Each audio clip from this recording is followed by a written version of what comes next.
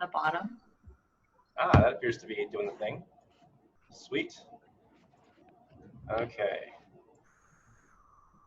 So let's create a new EtherCAD project, or sorry, new KiCAD project.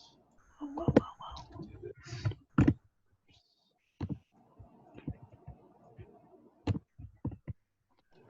Just out of curiosity, how similar is KiCAD to Eagle?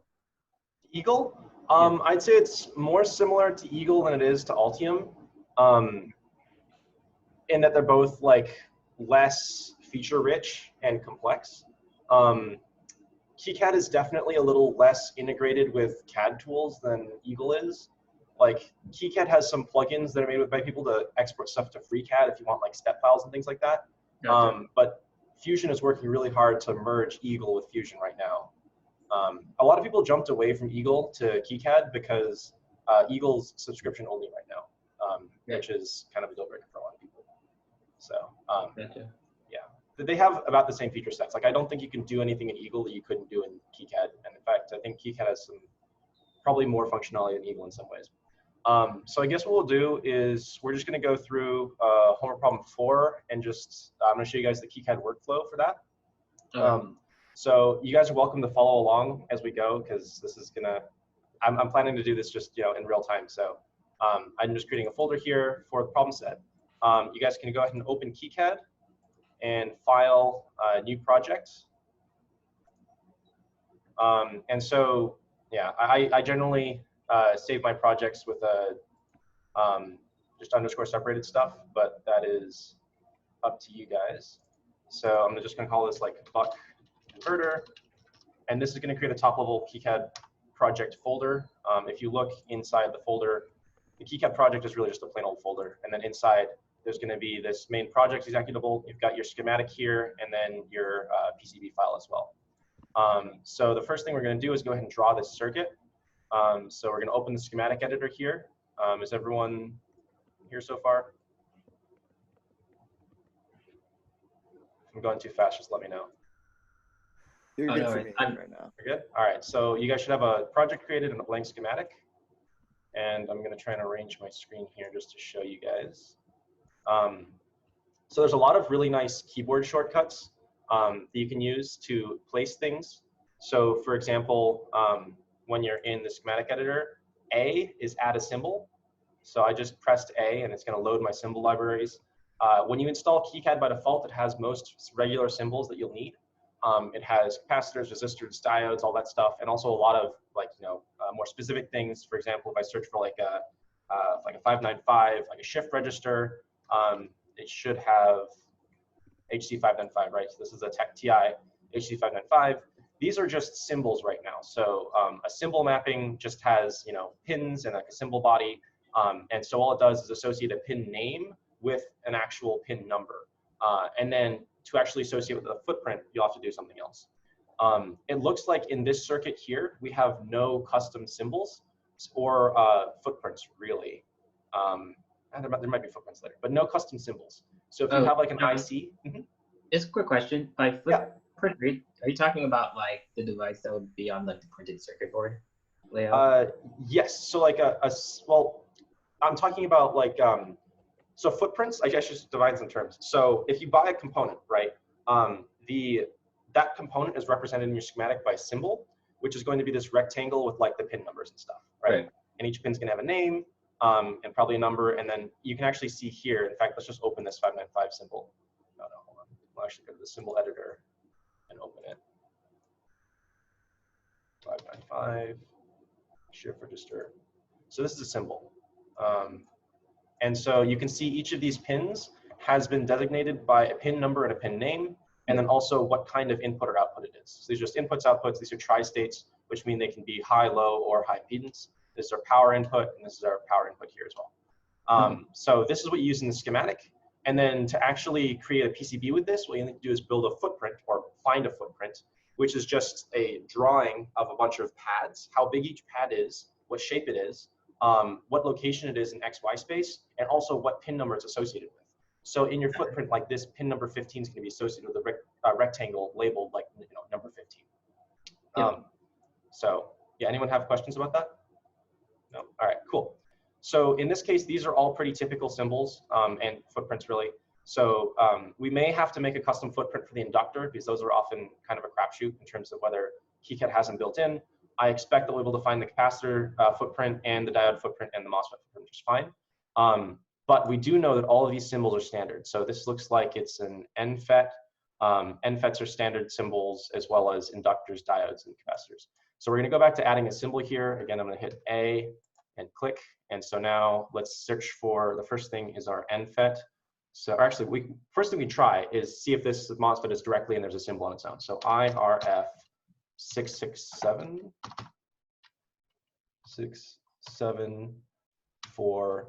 oh, okay, this is in there already. Do you guys have this in your symbol libraries? All right. So you'll notice that this symbol doesn't exactly match with the symbol on the schematic. This is IRF 6674TR. That TR is just a packaging option. I suspect if we look at the datasheet, that's just going to say it's for tape and reel. And there'll be other types of things too. You can get it in cut tape. You can probably get it in trays, maybe even in SMD and non-SMD packages. But it's all the same IC, so the symbol is going to be the same.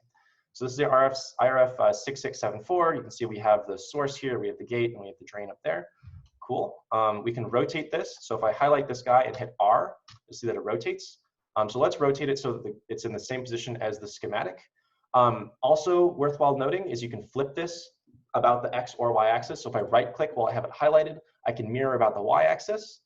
Don't do that, we don't want to do that. Or you can mirror it about the X axis, which is the other option. So here we go, we've got that there. Is everyone here to have an IRF 6674 on their schematic? Yeah, all right, cool.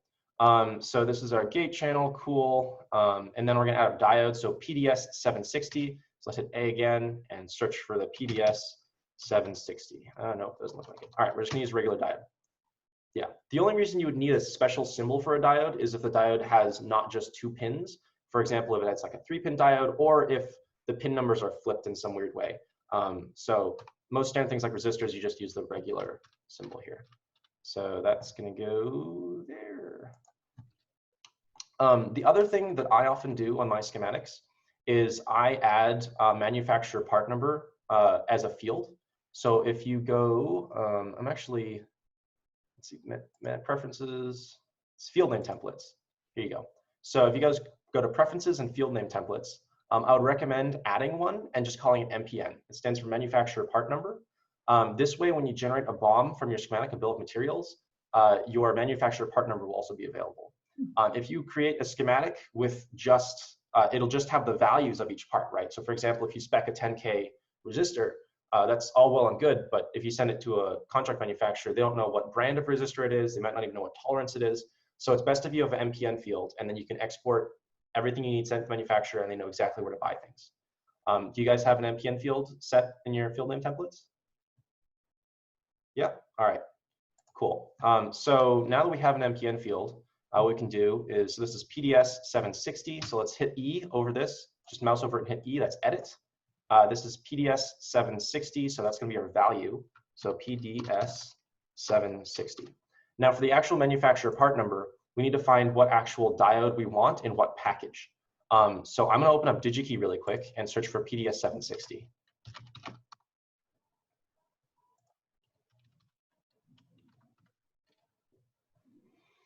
All right, so it looks like this PDS 760 is actually a cool looking 3-pin diode thing. They may have 2 of the pins grouped as a single pin number, so that's probably okay. I'm just gonna look here, and this guy looks like it's in single quantities, about 83 cents each. Cool, 60 volts, 7 amps, power DI5 is the package. This is the data sheet, so if you ever wanted to see what this diode is capable of, this is all the stuff here. And look at that right now. But this big thing, there's 2 things. There's manufacturer part number, PDS 760Q-13, and there's DigiKey part number. If you are planning to only order from DigiKey ever, you can use the DigiKey part number. And the reason they do this is some manufacturer part numbers very rarely do conflict. Like, you know, they're all just random strings pretty much. So a couple of them conflict. So this just resolves all the conflicts, and they add an ND at the end. I don't recommend using these guys personally, because if you go and try and buy off other, other distributors like Mauser or Rework, they don't take the DigiKey part numbers. And if you send your BOM to a contract manufacturer, they're also going to kind of be annoyed that it's all DigiKey part numbers, because you'll have to go back and reverse engineer it this way. So if you just provide this as the MPN and you upload this to DigiKey, even if there's a conflict, you'll be able to pick which one you want. And often there's pictures for everything, which is great. That's something that DigiKey does really well. So you can just go and find the diode that looks like the one you want, and it's usually correct. Yeah, so I'm going to copy this. It's really nice. They've got a little button. You can just copy these and put that into my MPN field on this diode. So there we go. And if I want to be really extra, this is actually great for future reference stuff. I'll copy the URL of this datasheet as well, and I'm going to put that into my component datasheet field. So this is going to be really nice. Now the next thing we need to do is select a footprint. Are you guys all caught up to here? All right, sweet. So I'm going to select a footprint. If you go here, it's the footprint library. It should take a little while to load, and you should see all of these things. So these are all alphabetized, and you should find this under D for diode. There's diode SMD, surface mount device, and diode THT, through hole technology. This is obviously a surface mount diode, because you can see it's got like surface mount pads if we were looking back at this image here. And this is the Power DI5 package. If this Power DI5 package is not available from KiCAD, we're going to have to build the footprint ourselves. But let's take a look at this. So diode SMD, Power DI5. Wow, he's making this really easy for us. So sorry, that might have just been too quick. I just double clicked on this, and it assigned it as the footprint for the diode. And in fact, you can see our symbol on the schematic had 2 pins. So unless we had like 2 pins on our SMD footprint, we would need to make a custom footprint. But this one, you can see they've assigned both of these pins to pin 2. I'm not sure if that's the anode or the cathode diode. You can see on the silk screen on the PCB that current is going to travel in this direction. So it's always on like this end of the diode. Imagine there's an arrow pointing that way. Also worthwhile, since this is probably your first time looking at a KiCAD footprint, is to, well, we'll take a closer look at this later when we have to build a footprint actually. But you can see there's a couple different layers. These red things are copper pads. I know since they're red, by KiCAD convention, they're on front copper or f.cu. This white rectangle back here is the courtyard. This courtyard is used to define the area you need to not interfere with other components. That's intended so that like a technician coming and doing rework will be able to remove this component without touching other stuff, and also so that the pick and place machine can actually place this component properly without hitting anything else. So you want to make sure all the other components won't overlap this courtyard. When you do a DRC or design rules check with your PCB as you're building the layout in KiCAD, if things are overlapping in these courtyards, it'll yell at you. So that's a good way to kind of goof check. This gray rectangle back here is part of the drawings layer. It also probably has a little diode symbol in here that you can't see, is covered by a pad. And you can see here it says D Power DI5. This drawings layer is used to indicate stuff to assembly technicians. Oftentimes you send this to manufacturer, they'll ask for your drawings in terms of, it'll show you like what each component is and what its orientation is as well. So anyways, we're just gonna double click this guy. Everyone's here so far. You have this fully filled out thing. All right, you can see up here that says reference D question mark. That just means that it hasn't assigned a reference number yet. D stands for diode. There's a lot of these abbreviations in schematics. You'll often see D for diode, U for integrated circuit, R for resistor, C for capacitor, J for jumper. There's all these things. You can just find the Wikipedia list, and there's a relatively consistent set of rules for this first initial here. But it does vary, and different packages use different things, and it's all kind of, everyone does it differently because electrical engineering is a mess, but that's kind of what it is. So we've got this fully filled out field there. That's cool. Now we're going to draw a wire. Super exciting, our first wire. If you hit W here, it'll start drawing a wire, and you can click to create corners. So I've created a corner there, and I'm going to go back and click on here.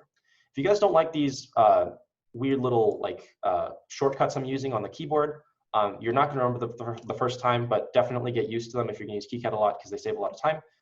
The alternative is using these over here. So would you guys like me to go through these menu options really quick to talk about what they are? Or just really quickly. Really quickly? All right. So this is the insert symbol menu.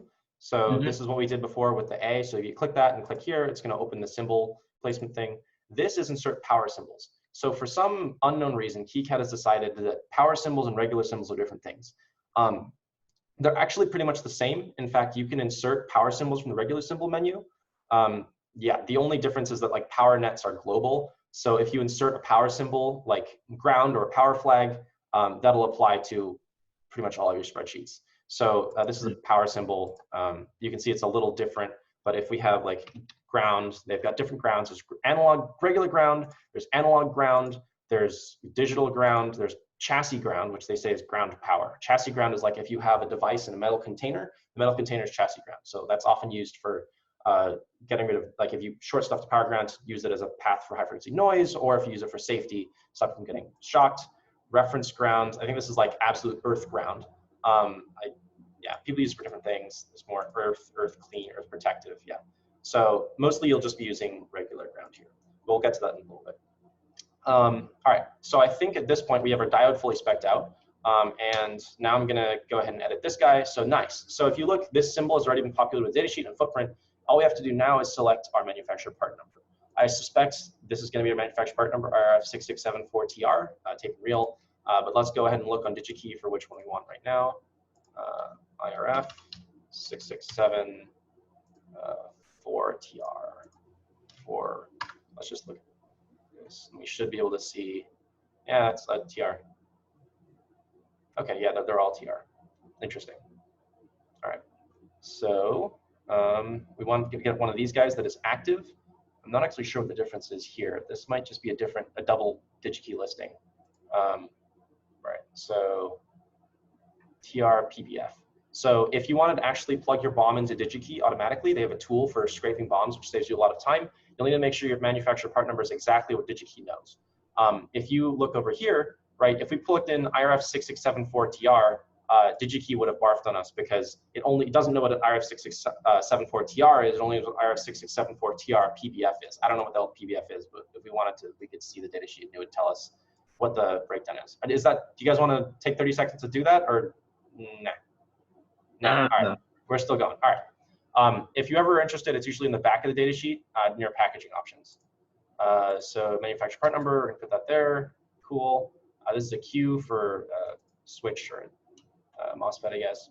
All right, next component is the 1140 101K-RC. It's an inductor. So we're gonna hit A, and then if we just hit if we say L, we'll find inductor. They've got a bunch of different things for L, including LED and stuff like that. But we want this guy.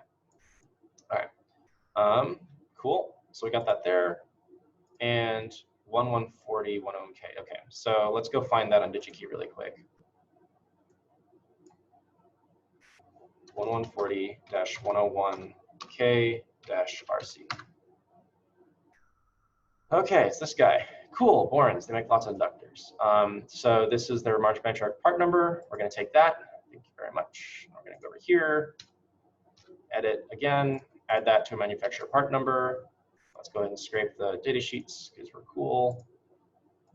All right, so data sheet there, and then now let's look at for the footprint. So sometimes DigiKey listing will tell us what footprint it is. Not really. Well, let's just look at the data sheet here and see. Oh God. Okay, 1140-101K. Come on. Oh, great data sheet. I guess these all have the same packaging here, though. Oh no, their dimensions are different. So we're gonna have to find the 1140-101K-RC. Okay, so this is telling us that it is in this kind of package with that lead spacing, and that corresponds. So there's the resistance, there's the IRMS, whatever, all the ratings. These are the dimensions we care about. These two over here. So this is dimension C and dimension D, approximate C dimension and nominal. Okay, cool.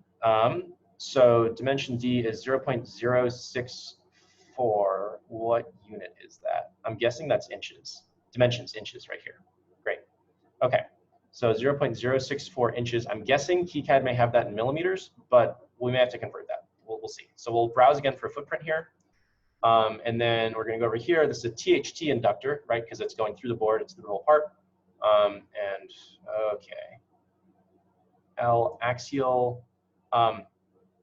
Yes. So axial means that if you have a resistor that's like parallel to the board, it's got, you know, a lead coming out of either end. You can imagine it's like an axle going through the cylinder. This is a radial part because both leads are coming out one end, so it's going to stand sort of vertical like that on the board. So we'll either look for L like Borns because they have the actual Borns inductor. Let's see. No, they don't have it. But L radial is what we want. L radial. Okay, so these are the dimensions. D is probably this, P. P is the pitch. So D is the diameter of the part, so the circle, and then P is the pitch. So this is a D 10 millimeters, so 10 millimeter diameter, P 5 millimeter between the legs. So now what we're gonna do is go and look here again. What did it say? It was like 0.064 or something, you guys remember? 0.064, okay. So 0.064 inches to millimeters. All right, it's about 1.6 millimeters. That is a really small part. All right, so can we find something? Well, they don't have a radial inductor that's that small, I guess. Oh, radial. Are you guys looking in your libraries? If you guys see this and find a part, let me know, because I don't see the inductor here right now. I think we have to make our own footprint. Piece of no. Oh. Oh, is that? I may have also done the dimension wrong, because 1 millimeter pitch seems really, really small. C dimension. Oh, okay. Hold on. Never mind. C is the dimension we're looking for. D is the diameter of the core. I guess it's the hollow core diameter. Okay. Yeah. So we're looking for 1.15 inches to millimeters. There we go. So about 30 millimeters, 29.21. So let's look for a 30 millimeter pitch. L radial P30. I actually have it in little decimals too. So I think it's about 29.21, so 29.3, 29.2, 29.2.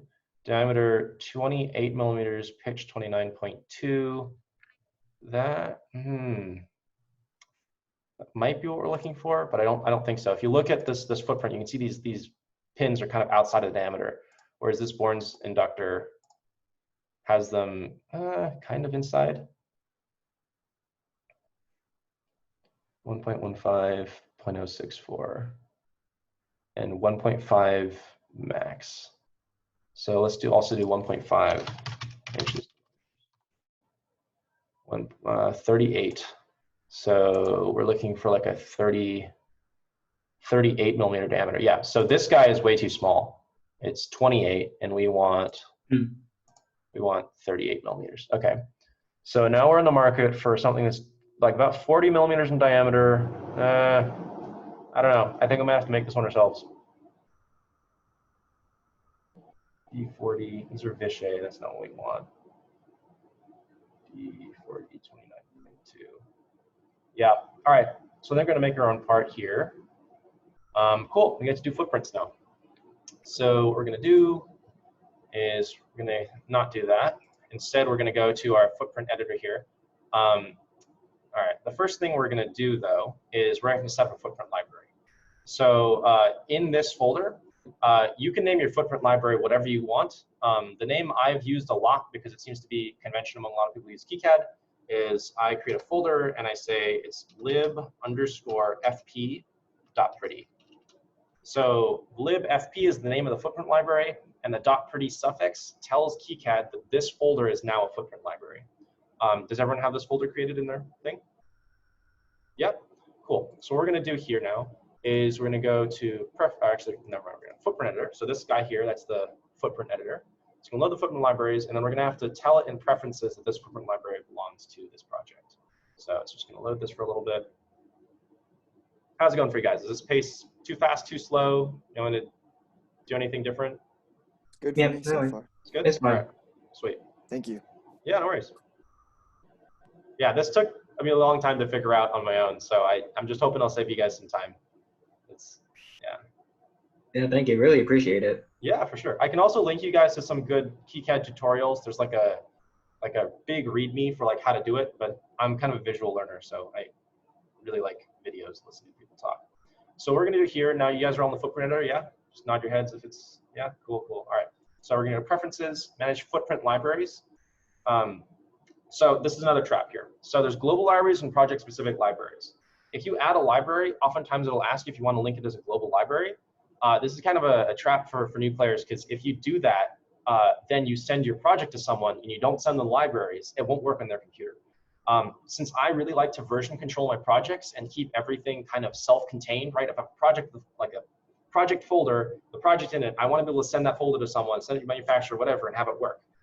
So I always make project-specific libraries only, and I never link to global libraries. The only global libraries I use are from the KiCAD like executable itself, really, right? When you download the latest release of KiCAD, it has a global library with all the basic like resistors and stuff.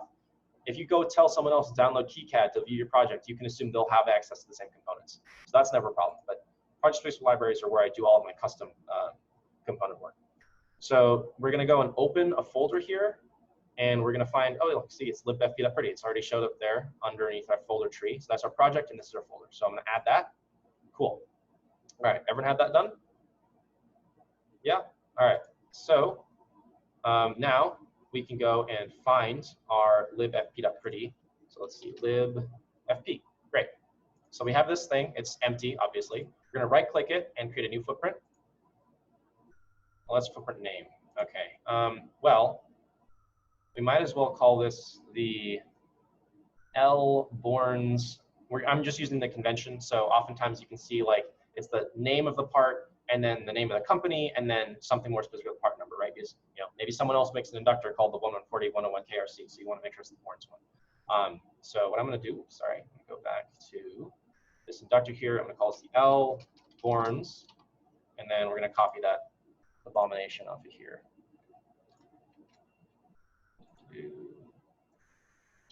Right. John, just a quick question. Yeah. Why do we add the pretty at the end? Yeah, so that pretty suffix tells KiCAD that that's not just a regular folder, but that's a symbol, a footprint library. So it's just something that software uses. Yeah. Okay. I'm actually not even sure if you need that .pretty in the end, but the strong convention among KiCAD users is to put that there as a footprint library. So if you look inside the KiCAD software, all of their footprint libraries are also .pretty files. And if you mail it to someone, they're like, oh, it's a .pretty, it's like a footprint thing. This is the other thing about KiCAD is like, there's some softwares like Eagle and stuff where they really strictly enforce things, right? Like this file is called this and it's not going to work otherwise. KiCAD's kind of open source and hacky, and a lot of people do things different ways. So I've had to work pretty hard as I was learning the software to build the conventions that I strictly adhere to. And your conventions may be different, but as soon as you pick your convention, like stick to it, because if you have things named different things from different years using the software, it's just going to be a big mess. So, yep, cool. So now we have our thing. Great. Let's see. So there's going to be 2 leads here. All right. D diameter. Those are, what did we say it was? They're, oh no, we gotta go back here. 0.064 inches. About 1.6 millimeters. So there's actually an IPC spec for how big a hole should be relative to a component lead. If you make them fit exactly, the solder's not going to wick through that plated hole in the PCB. Does anyone remember what that spec was off the top of their head? Random question. Let's see, IPC, I'm guessing that's a no. IPC hole diameter.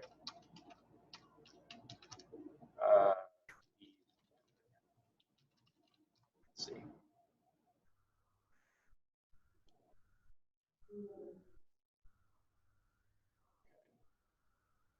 Minimum hole size. All right. Maximum lead diameter plus 0.25 millimeters. 0.2. Okay. These are different, like level A, B, C. I think these are different tolerant, like specs of board, like how hard it is to manufacture. But let's just make this chill. So plus 0.25 millimeters. That's the minimum hole size. You note that's a diameter. So if we look over here, this is 1.6. We're gonna add 0.25 to that. Oh, then we have to round to the nearest. There's drill sizes and stuff too. What's going to happen is you give a spec to a PCB house for a hole diameter, and be nice and don't give it to like 4 decimal places or something. But they're going to pick the nearest drill size and round it up or round it down, and then they're also going to count for the plating and thickness in the hole. So when you spec a hole in a PCB, it may not be exactly that size, but it'll be pretty close based on the manufacturer. The other thing is if you're speccing a whole bunch of different hole sizes in a PCB, some manufacturers may charge you a different amount based on the number of different diameters you have. So if that's a consideration, it's a consideration. So what we're going to do here is we're going to edit our pads. So this little circle with the gear next to it, that's editing our pad properties. And what we want to do, size X 1.5, what do we say? 1.625, let's say 1.63. plus 0.25, 0.8 something, right? 1.88. Yes. So our whole size is going to be 1.88. Ooh, there we go, 1.88. It's bigger than our pad right now, so that's causing a problem. And then for our size, let's see, pad diameter, minimum hole size plus 0.1 plus 0.6. Okay, so we have 1.88 plus 0.1 plus 0.6. 2.58 is our hole diameter. Notice it says size X. That's like X, and then there's size Y. If you notice that there's no size, the size Y is grayed out, that's because we currently have this set as a circular through hole. So that is an ovular, like an elliptical one, we could change that. We can also make it like all kinds of shapes, whatever we want. One thing to note is that you're never going to get rectangular holes in your PCB because they're cut out with circular end mills. So if you want a rectangular hole, you're going to have to round the corners, or if you want it really to be like able to fit a rectangular part, you'll have to make it so that they overmill past the corners, and you end up with like little corner cutouts. So like, you know, two corners come together unless there's like a circle right here where the bit has gone like up to avoid cutting into this side. So you may see that sometimes PCBs if you're looking at like rectangular plugs and stuff. All right, cool. So I think we have our pads set up. Are you guys all good with this? Okay. This is also kind of a narrow pad. My personal preference is oftentimes to multiply the hole diameter by 2 when I do this, just to give a lot of wettable area. So this is like the minimum pad diameter. You could make this bigger. So I don't know. The other thing is the pad diameter is not really constrained because there's no drill bit or anything, right? This is just the mask they're making for the PCB when they're doing their actual exposure process. So let's give it like 3 and see how it looks. 3.2. Okay, 3.6 maybe. Yeah, okay, that looks kind of nice. If you look at 3.6 millimeters, how big is 3.6 millimeters? That's still really small. So that's like, oh boy, between my fingers is like 3 millimeters. So I think we're okay. So now when we create a pad, it should create a pad with our aforementioned dimensions. So we've got pad 1 and pad 2. Another thing I used to do when I first learned the software is like try and like move this exactly, right? So if you look on the bottom right here, it'll tell you what position you are, right? You're like, oh man, I can like just barely get this in the right spot. That's stupid, don't do that. What you should do is you should look at the datasheet and you should find the dimensions here and you should assume this is your center. This is gonna be your origin. And so the C is your dimension. Again, what is C? C is 1.15. So 1.15 divided by 2 inches to millimeters. And now I'm gonna get the radius. So this is 29.21 millimeters. I usually ignore anything past the first decimal place. Like this, if you don't get your millimeters right, it's not gonna fit. Adjusting this by 0.1 millimeters moves you from like an interference fit to like a tight fit to that stuff. So this is pretty important too. Once you get to here, like if you specify like the last like hundredths of millimeters, like it's just a waste. So what I'm gonna do is just say this is 29.2 millimeters. So I'm gonna edit this. Position X, I want this to be on the X-axis, so 0, and then we're gonna say negative 29.2. Is that what we said, right? No, there we go. Oh, Wait, John, hold on. Is this you're trying to do half the distance, half the C value? Yes. Oh, did I screw it up? I think you missed the 2. Oh, thank you. Yeah, no worries. That's what happens when I try and talk and do things at the same time. All right. Okay. Well, we'll just do 0.5 plus 0.7075, 0.575. Is that right? 0.575? Is that 1.15 divided by 2? Yeah, 0.575 inches. Yes, I can math. Great. 14.6. All right, cool. So, right, that's right. This is going to be on the x-axis, so our y is 0. And then we're going to say, what was it? Negative 14.6 is going to be your left pad. So, negative 14.6. Cool. You can see it's nice over there. There's also a lot of other powerful functionality you can do here. You can create patterns of pads. You can distribute pads across things. But it's just 2 pads. We don't care. Also, we don't care about the orientation of these right now because one's over there, one's over there. It's just an inductor, right? So pad 1, pad 2 can be swapped. We don't care. All right. So now this one, what was the number again for X? Sorry. You guys remember? 14.6. Thank you. 14.6. This guy's 0. Other interesting thing, KiCAD uses reversed y-axis. It's like the computer graphics style of y-axis, where as you go down, your value increases. As you go up, your value is negative. So for example, if we do position y is 5, you can see it's down here, right? That's counting, this is positive y, negative y. So just another thing to know when you're doing pads. So, all right, 0, cool. All right, nice, so we have that. Now we want to put in our other drawings. So let's go back to our data sheet really quick. Where is this guy? Yeah. So 1.5 millimeters max is our diameter. Cool. So we're going to want to put that in like a silk screen, and then also we're going to have to put a courtyard for that. So let's find 1.5 inches, 38.1. Also another thing, I do all my PCB stuff in millimeters. The IPC spec for like, the IPC is like the organization that sort of like makes a bunch of regulations for PCB stuff. The most recent class I took from them, they recommended that the grid for PCB design be in like millimeters and with a minimum of like 0.05 millimeters. So I've been adhering to that recently for all of my designs. You'll see all kinds of stuff. There's both grid options for inch and metric in KiCAD, mostly because the US beat the rest of the world to the punch in terms of PCB manufacturing early in like 60s, 70s, whatever, and all of our stuff was in inches. So now there's still a lot of parts, especially like standard pin headers and Arduinos, all that stuff, that's all in inches. It's 0.1 inches, which is 2.54 millimeters, which is a royal pain in the ass. And even for specs for things like connectors, like, let me find something. Like, so like a terminal block like this, you can buy these in pitches of like 5 millimeters or like 5.08 millimeters, which is stupid because 5.08 millimeters converts to inches cleanly. And this becomes a problem. If you have a terminal block that's like 10 of these long, that 0.08 millimeters by the end of it has accrued to such a degree that you can't plug a 10 position like inch version of these into a 10 position metric version because they're off by like 0.3 millimeters or something stupid. So just be wary of that. And I do all my designs in metric anyways, but it just makes things easier in the end because it really depends on if you're doing this with an engineering team, like what they prefer, but sorry, enough of a tangent. So now what we're gonna do is we're gonna make that silkscreen thing. So this is 38 millimeters, yeah, let's just call it 38.2 or something like that. Again, I'm just gonna draw a random circle here and then I'm gonna adjust it. So the center is gonna be at 0, 0, and our radius, sorry? How did you make that circle again? Yes, sorry. Over here on this thing, just click the drawing tool for the circle. Sorry, I totally forgot about telling you guys about that. Okay. These tools, so this is place pad up here. This is create a polygon. You can just draw points. If you're doing like a board edge cutout or something, that's kind of what you do. This is circle, this is an arc tool, and this is draw a filled polygon. So if you're making like arrows or graphics or things like that. You can also convert images to bitmaps. There's an importer, if anyone's interested, I can show you later, so you can add like cool logos and stuff to your PCB. This is text. I don't know what that is. And then these are like grid options, and this is a little measuring tool that lets you see how far away things are from each other. So 38, actually you can also do math in KiCAD. So 38 divided by 2, let's see if it does that. Boom, I think so. Yeah, nice, looks pretty good. So this silkscreen should go directly under our inductor, which is nice. Another thing that I do for all of my PCBs, which is very helpful, is I try and add 3D models.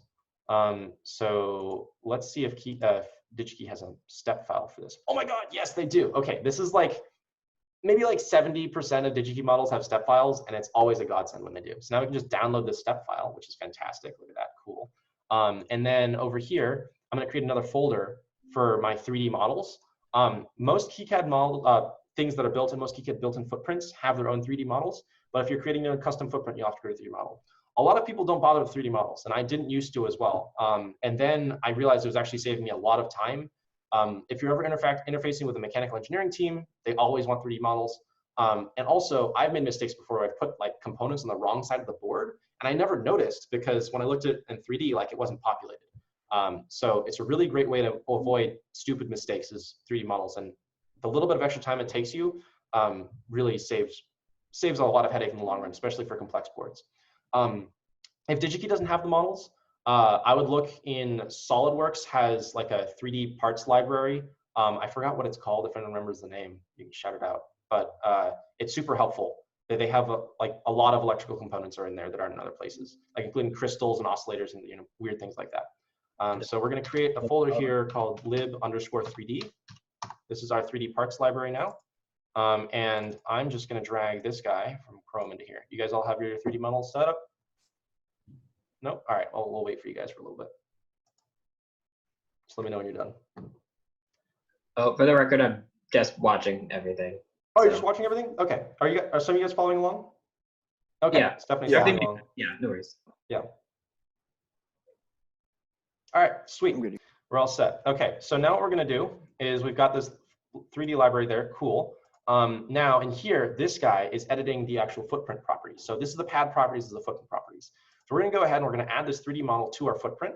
And so if you look in 3D settings, you'll get a cool render of your thing. Oh, that's sexy, look at that. Nice. So we don't know if this is like even in the right order of magnitude unless you put in the step model. The other thing I like about 3D models is when I'm making a footprint, I oftentimes goof up stuff. And if the only time I realize that like my pads are off by a millimeter is after I get the board and like populate it, right?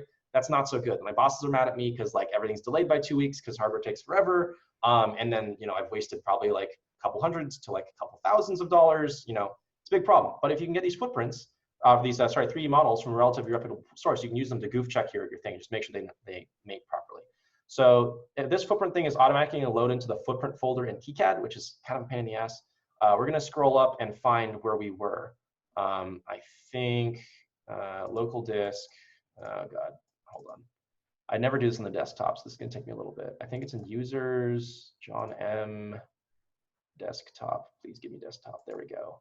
PS4, buck converter, lib3d.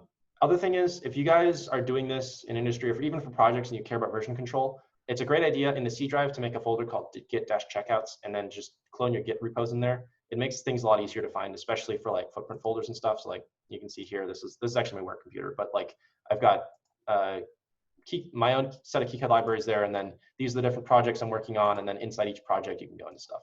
So yeah. So lib3d, here is our step file. Oh, look at that, nice. It's got a little hole in the middle and it's got these leads.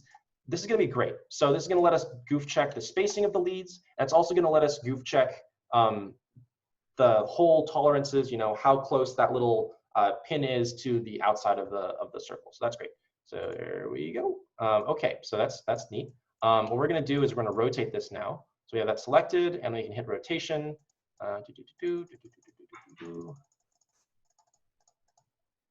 All right, actually we can just hit -90. That's gonna be better. Great, and now we're gonna offset it up in Z. So it gets about where we want it to be. Come on. All right, and then let's bring it back down a little bit. That looks about right. Okay, let's look at these holes. That looks about right to me. You can see there's still enough clearance in there for the solder to get through. These are some shortcuts for like, you know, orientations and views, right? So you can look at this. Let's look at the top, let's look at the bottom. Also, if you're ever sending out images to mechanical engineers, something like that, you may want to change the perspective or remove perspective. A lot of CAD programs don't have perspective because it just makes things weird, right? Are these leads bent out, or are we just looking at them with perspective? We're just looking with perspective. So if you just hit this, now there's no perspective and everything's just kind of, there's no shrinking as it gets further away. Anyways, there we go. We've got our cool Just a quick question, John. Yeah. Oh, in that menu, the 3D menu, is there a way to measure stuff in there? There is no way to measure stuff. What you can do is you can export, once you have your whole board done, you can export the board as a step file into a CAD program and then measure inside the CAD program. Okay. Yeah. Did we lose someone? I think we lost someone. Oh, we lost Gabe. That's okay. All right, let's go. We got this cool footprint. Last thing I want to do is put in a courtyard just because we're good citizens and we kind of care about that kind of thing. So f.courtyard here. We're going to make it a little bigger than the other one. So let's edit this here. E, it's going to be at 0, 0. And let's make it like, what, 24 maybe? No, that's way too big. What was it, 16 before, right? So like, let's make it 18. Nope, that was the wrong way. 20, let's try 20. Get rid of that weird decimal stuff. 19. Nope, that's exact. All right, 20 days. Great. So I got our footprint. We can't get stuff closer than that. That looks pretty good to me. All right, sweet. If you had to make, if it's like a custom diode footprint or something, you would need to put polarity markings on here to show which way it goes, and you might want to add something else to the fabrication layer. But again, this is just an exercise, and it's fine. So there we go. We got our footprint done. You guys all have your footprint done? Oh, just a quick question. So how did you determine the size of your footprint? is it just something that was recommended on like the data sheet? Yes. Yes, there's always going to be something in the data sheet for a recommended LAN pattern is the industry parlance. So this doesn't actually give us a LAN pattern because it's not the pad diameter and the hole size and whatever, but it does give us a size estimate of how big this thing is, right? So C dimension is the pitch between the legs. We did that conversion, and then 1.5 inches is the diameter of the whole body. We got that too. And if we were building our own CAD model, what we would do is we actually CAD a cylinder like this with that hole and everything, and then like make it that high and make these legs that long. But Burns provided that step model for free, so we got that. All right, you guys all good? Sweet. All right, now we got a footprint. That took forever. Let's go ahead and add that footprint here to the inductor. So it's going to be in libfp. So we've imported this library before, so libfp, it's the only one there. Double click that guy, and we're good. You guys got that? Yep. All right, I'm gonna go ahead and populate these other fields now with the data sheet and with manufacturer part number.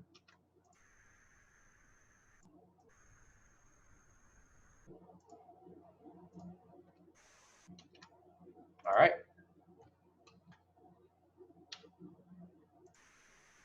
Let me know when you guys are here. Yep, you guys good? All right, let's keep doing some wiring and move on to the rest of these components. I think that is going to be the last custom component we have to do because inductors are just, everyone has them different. All the manufacturers make them different sizes. They come in rectangles, they come in circles, whatever size. So this should be easy now. Okay, so we've got that. Let's add the capacitor now. So we're going to hit A, or you can hit that button too. A and click and hit C. All right, and this is our capacitor. There's actually, I'm going to go back and show you guys, there's a couple different versions of capacitors.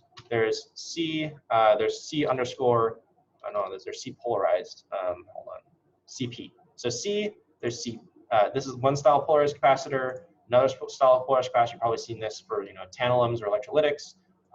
They've got small versions too, if you really want to keep your schematic small, so you can use this. Other thing I should point out, there's no resistors in this schematic, but I guarantee you'll be making a schematic with resistor at some point. So if you hit R, this is the European style of resistor. We don't really use this for most of our schematics. We're used to seeing R_US. So if you're in the US doing manufacturing stuff, pretty much all of your schematics move to the R_US resistor. But we're not doing that right now.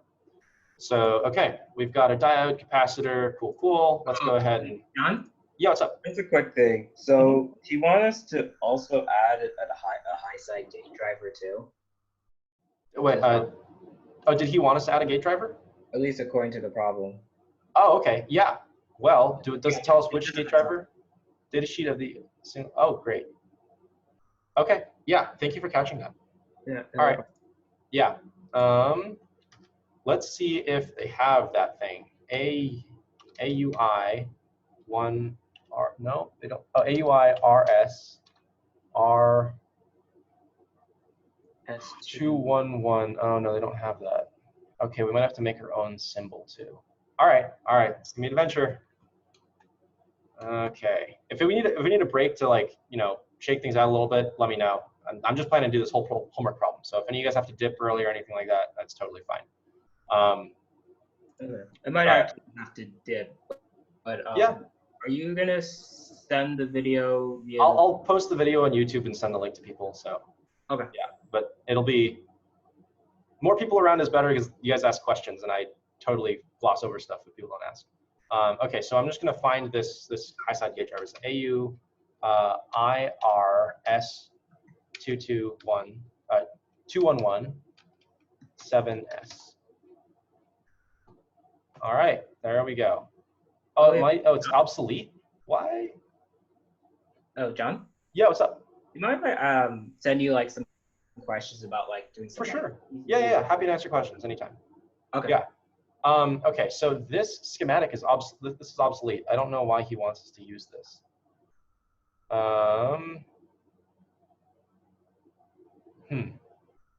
Okay, we need to make a circuit for this guy too, which is going to be annoying. Okay, so let's find a high side gate driver. Or actually, do you guys want to just use this even though it's obsolete? Or yeah, okay, all right. Let's just do it. It makes me cry, but it's fine. All right, so we're gonna look at the data sheet here, and it's gonna give us a schematic of it. at some point. Here we go. Okay, so this is what we want our symbol to look like. So this is actually the other thing, symbol creation, which I haven't touched on before. So we're going to go over here and we're going to create a symbol. All right, cool. Now we also have to create a symbol library too. So we're going to go File, New Library, and we're going to call this lib_sch. This is not going to be a folder. This is actually going to be a KiCAD file. So what I do normally is I put all of the symbols for one project into this file. If I ever want to save a symbol separately, I can go into this file in the symbol editor and export that. I can show you how to do that later after we create the symbol. So we've got lib_sch. This is the project. Cool. Again, that was the thing, global or project. We don't want to add to the global library table. We want it to the project library table only. If we use another project, we copy it over and add it to that project library table. This way our project is modular. You turn on your project on Canvas or whatever, they can actually open and run. So, all right, now we're going to go look at lib_sch. There we go. We found our library. You guys here? Stephanie? All right, sweet. So now we're going to create a new symbol here. What's our symbol name? So this is, I want to call it U. I guess we'll just call it U. Yeah, U, and it's going to be called the, what is it? AUIRS2117. All right, we've got 1 unit per package. Cool. There's different units. So you can have some symbols are really complex. For example, a networking IC often has, like 64 pins. You don't want one rectangle with 64 pins. You want to break it into 3 different rectangles, each of them with the pins that are pertinent to that rectangle's function. So for example, if you have 10 power pins, maybe you put all the 10 power pins onto one rectangle, and then that's your little power rectangle. And you set it up separately in schematic and hook it up to power and ground. It's very clear what that is. A lot of people that are new to schematic layout, what they do is they literally take their chip and they draw it as the schematic symbol. And so it's a rectangle with pins coming off on all sides, all around. That's horrible. No one ever wants to read that because you can't see what it is. So really just break stuff down into the functionality that it is, and it makes it a lot easier. All right, so it's not a power symbol. Units are not interchangeable. If you use multi-unit symbols, you'll have to deal with this, but we don't have to worry about that right now. Okay, keep that default. Show pin number text, pin name inside, yes. You'll notice some things like the MOSFET symbols and stuff, they have the pin names that are outside the symbol because they can't fit inside. We don't worry about that right now, but if you're ever creating a diode symbol or a MOSFET symbol, something like that, where space is limited, you can always uncheck this box down here. Okay, there we go. So we're gonna move that guy up there. All right, and then we are going to draw some stuff. So I'm just gonna move that so we can see it. All right, let's draw a rectangle here. You'll notice that this pin grid is 1.27 millimeters. That is half of 2.54 millimeters, which is again the standard 0.1 inch pitch from pin headers, all that stuff. Just leave it. If you change this grid spacing, it's gonna be a nightmare because you're not gonna line up your wires with your symbols in your schematic. So just everything in drawing is 1.27 millimeters. Only exception is if you're drawing graphic things, like you want to make a smiley face or something on your symbol. You can make the grid however small you want to get that resolution you want. All right, here we go. So we're going to create a symbol. Cool. I often like to color in my symbols so you can tell what's inside the box. So if I go edit rectangle options, fill with background color.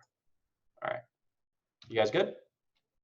All right. And if I hover, I can drag an edge by hovering and hitting G for grab, and I can move that. So I can adjust this later. I'm not too worried about that. All right, so now let's take a look at this symbol. So we've got, this is a long homework assignment. I guess I'm not surprised. Okay, so VCC in, com, VS, HO, and VS. All right, cool. Let's go ahead and add a VCC pin. So this pin name is going to be capital V and then lowercase cc. Let's see if they have a pin diagram, functional block diagram. Pin lead definitions is what we want. Let's search for lead definitions.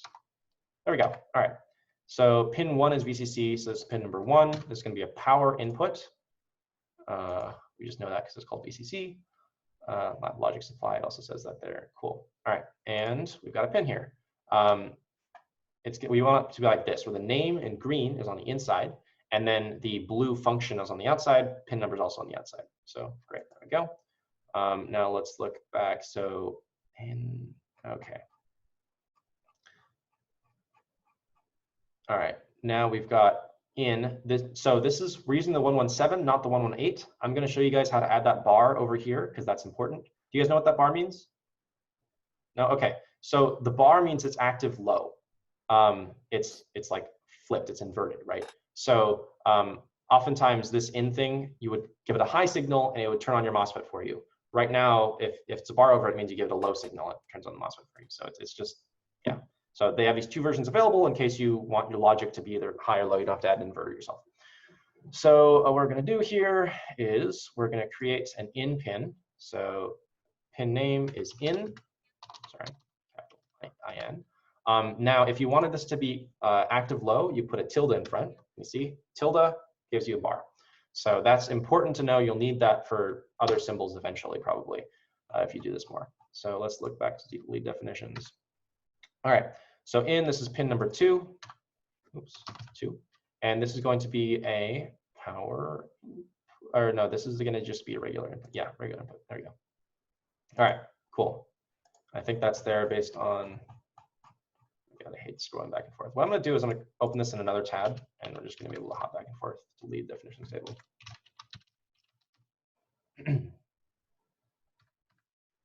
All right, cool. Oh, come on. There we go. All right, so that's our in, and then let's add our COM. So this is common. I'm assuming, yeah, I don't know why it's common, but it's probably for the diode capacitor stuff. So COM, and if we look at our pin definitions table, COM is going to be pin 3. Great, and COM is logic ground. Okay, so that's also a power input, I think. Yes. Yeah, so logic supply, logic ground, makes sense. All right, and then we've got NC, 4 and 5 are both NC. NC is no connection, yeah. So let's make pin number 4, sorry, oops, I'm doing this wrong. Pin name is NC, pin number is 4.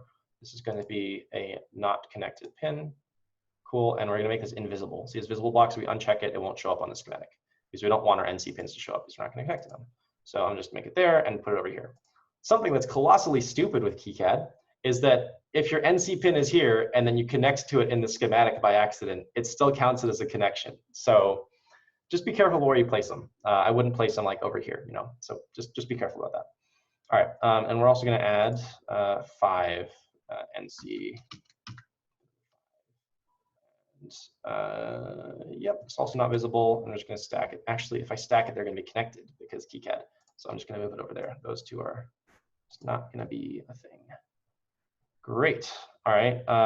VS high side floating supply return, high side floating supply. All right. These are both VS pins. I'm assuming they're going to be connected together. That's another cool exercise we're going to do in terms of how to stack pins. Sorry, back to here. So VS, oh, never mind. They want to have, they're both named the same thing, but they have 2 separate pins and they have a capacitor between them. That is dumb. Okay.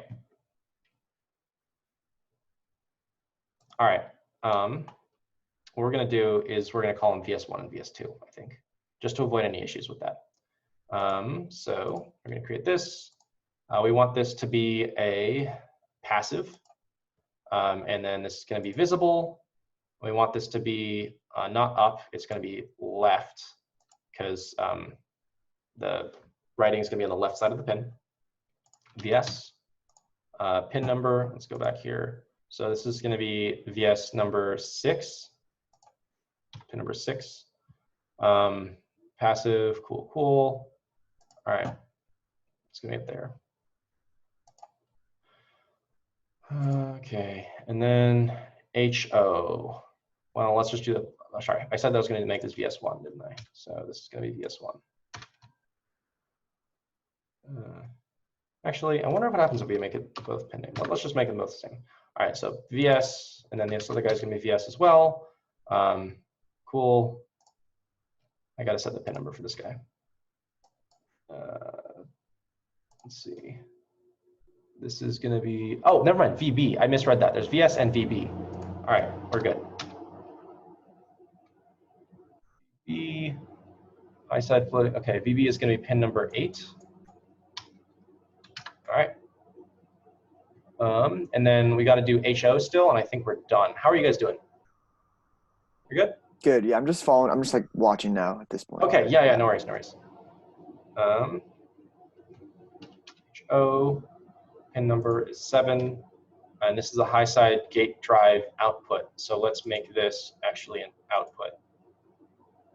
All right. Oh, you know, if they said this is high side drive, that might not be an NFET. Was it an NFET? It's clearly an NFET. Okay, what this is, do you guys understand why we have this gate driver here? Drive like the queue, right? Yeah, but do you know why we're not just like the gate driver is not an IC that's giving a switching pattern, right? So why do we have a gate driver when we could just send it a logic signal?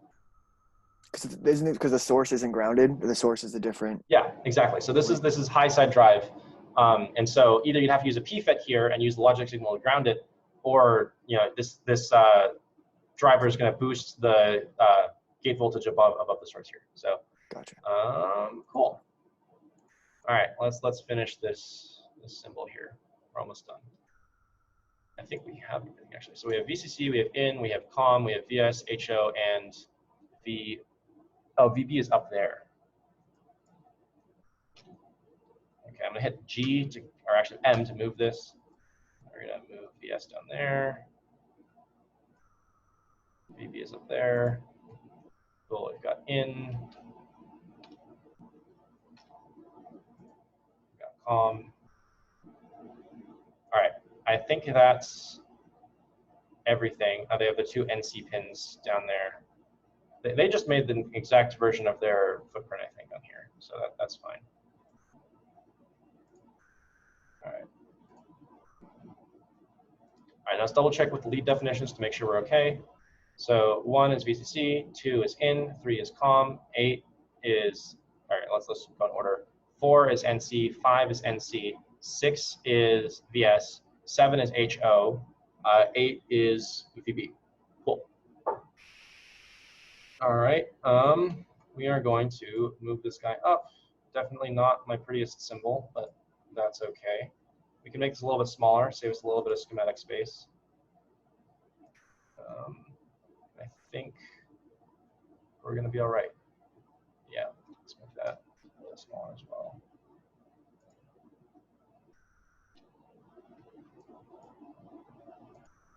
All right, I think these guys can move down 1. All right, there we go. We have our symbol, and let's see, we're gonna go back. How are you guys feeling about this? Do you want to like take a break and catch up and keep going together, or you good just watching? Just keep on going. Yeah, I'm good watching. Keep going. Okay. All right. Cool. So now we've got our high side gate driver. It'll be kind of messy if we throw it. Well, as an exercise, I'm going to show you how to use net labels. So there's couple different kinds of net labels. There's local net labels and there's global ones. There's also hierarchical net labels, which only apply to the current page of the schematic. You can have multi-page schematics where, like, you know, if you have a schematic inside a schematic, and then if you use a hierarchical net label, your net label is only going to apply to the current page, and it'll show up as an output for your schematic block in the upper level. So your schematic will appear as a rectangle with, like, if inside the schematic, if you say like VN as a hierarchical net label, you go up 1 level, your schematic appears like a little rectangle with a VN pin. So that's for that. That's really only for more complex designs. So right now we're doing a local net label just to make it easy. So let's call this Q. Just because we can, we'll connect it with a wire there, and then we'll have our driver circuit over here, and we're going to add a symbol with CH. Great, here's a symbol here. All right, we're going to make this separate. This is a little driver circuit. H out is going to go to Q. So Q. I'm going to start going faster since you guys are just watching. Cool. Let's take a look here. We're going to look at their recommended layout. Oh man, we're going to have to get another diode too. All right, so VCC and in. So we're going to add a power symbol. Like, key. do we need to add that diode there? I thought it was just like, it's not actually part of the part itself, right? We do need to add this diode here because this is the recommended application circuit. So this IC is not going to create its actual high side drive without the assistance of these external passive parts. Okay. Yeah. Yep. So actually, it's active passive, whatever. But okay. So we're going to create a VCC net. You use VCC and in. VCC is just going to define the upper voltage of whatever circuit is. So let's make something called VCC. It's over here, and yep, that is going to go there. I'm going to highlight this and hit tab. You highlight and hit tab, you can drag multiple things together. Saves a lot of time. And then we're going to add a capacitor. Looks like it's a polarized capacitor, so that's fine. All right, COM is down here. All right, we're going to add ground. Cool. All right, input is going to be Q. So this is a nice thing about a net label, right? Boom. Don't have to go across our capacitor to do anything ugly. All right, we're going to also add a diode. All right, there we go. And that's going to go from here to there. It's supposed to be some kind of like charge pump mechanism or something. Let's actually add another capacitor, CV1. It's over here. All right.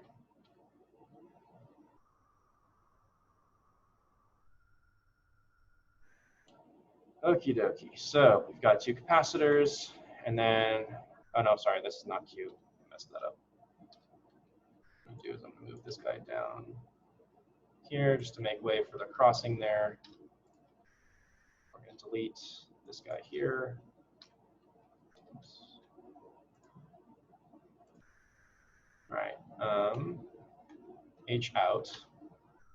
We're gonna add a resistor, RUS.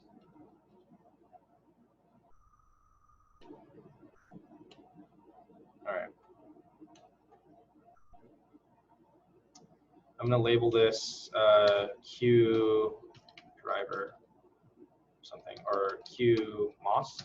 So this is actually the, so that way when we look at it in our layout later, we can actually see that this is corresponding to the level shifted output of the gate driver. All right, and then, hold on. So this needs to be Q MOS. And then our actual Q, which is our microcontroller, whatever input we have externally to the board, is going to go into this gate driver here. So we've got Q going into in, we have H out, and then Q MOS is going to go to, oh, frick, hold on, never mind. This is not Q MOS. This is going to be Q MOS because we want to go to the MOSFET with it. Q MOS.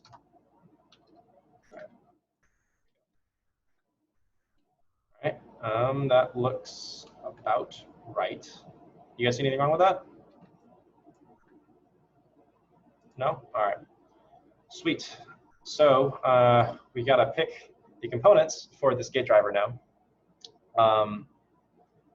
Boy, let's see. They should have some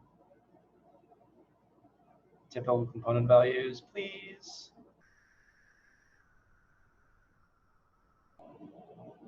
Okay. Switching time test circuit, transit.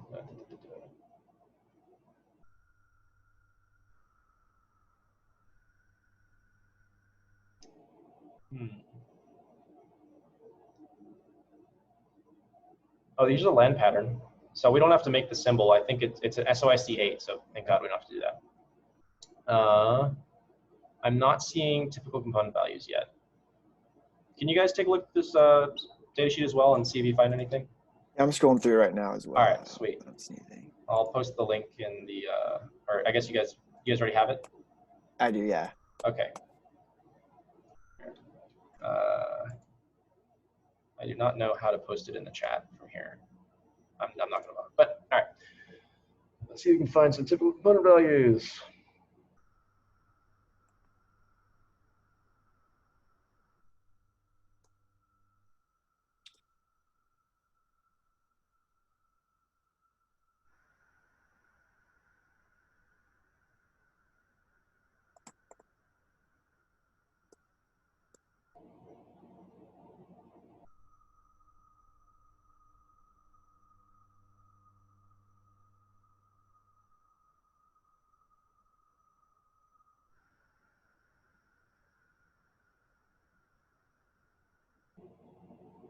Looks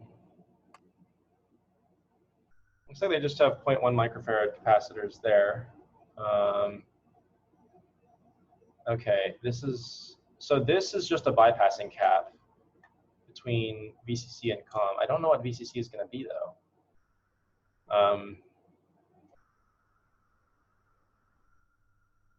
Looks like they want a 10 mic and a 1 mic there.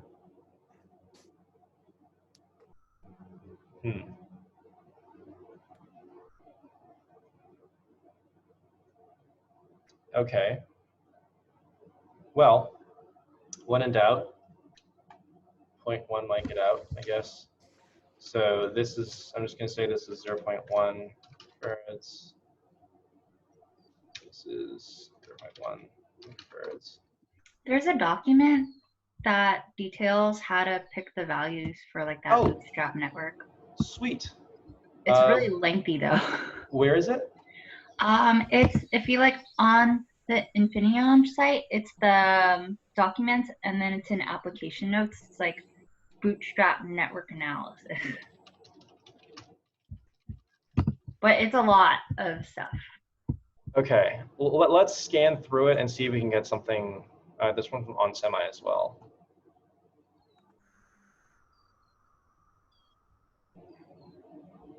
Oh boy. Okay, hold on. The AUIRS 2117 bootstrap values.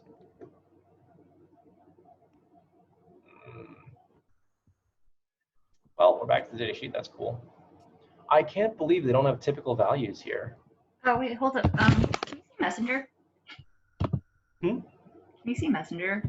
Like, I'm just gonna pop a thing in there. Okay, I'll pull it up here.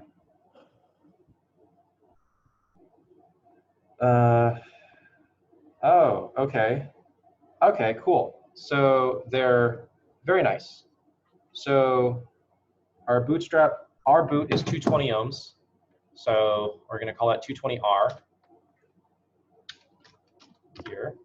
Vcc, dmin.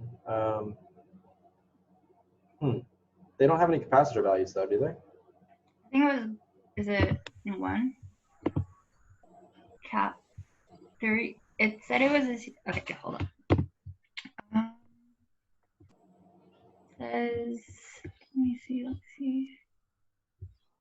C boot is 1 microfarad. C boot. Where was this from? Oh, it's on the same page. I just didn't, it wasn't part of the like parameters there. Oh, was it on the homework problem? No. No? Oh, wait, so where did you find this? It's in the same document as like those values. Oh, here? Mm-hmm. Oh, very nice. Okay. Where can we look for that?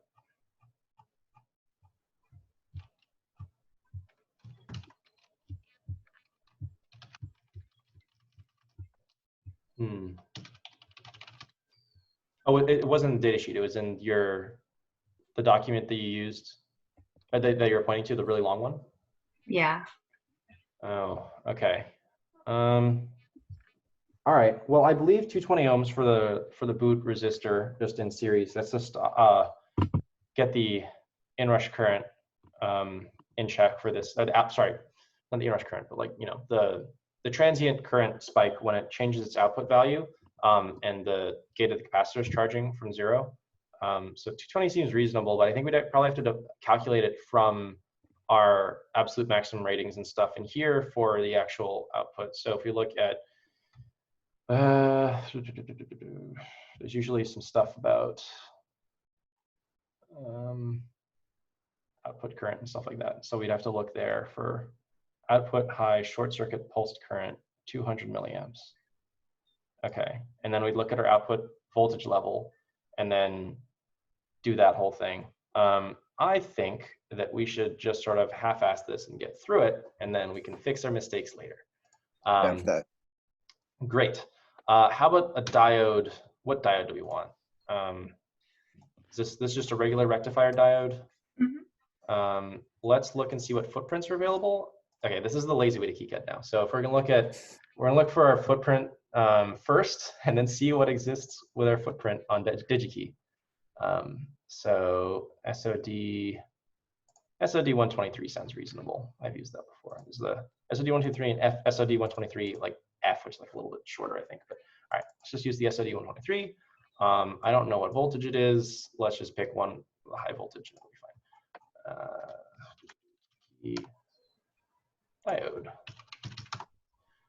And then we're going to filter by the footprints for SOD 123.